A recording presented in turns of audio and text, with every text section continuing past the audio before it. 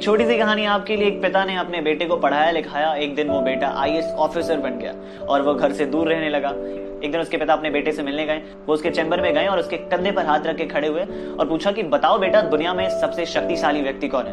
उस बेटे ने बड़ी शालीनता से जवाब दिया कि पिताजी, सबसे शक्तिशाली तो मैं ही होऊंगा, और कौन हो सकता है। पिता को इस जवाब की उम्मीद नहीं थी।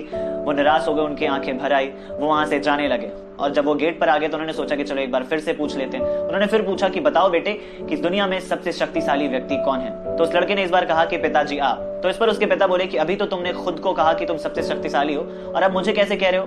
तो उस बेटे ने मुस्कुराते हुए और अपने पिताजी को बिठाया और कहा कि पिताजी, उस वक्त आपका हाथ मेरे कंधे पर था और जिस पिता का हाथ अपने बेटे के कंधे या सिर पर हो वो बेटा तो दुनिया का सबसे शक्तिशाली व्यक्ति होगा ना। ये बात सुनकर पिताजी खुशी से रो पड़े। इसलिए याद रखना, विवेक आपसे हमेशा ये कहता है कि जिंदगी में कुछ ऐसा कर जाओ कि जमीन पर बैठने पर लोग उसे बड़प्पन कहें, औकात नहीं।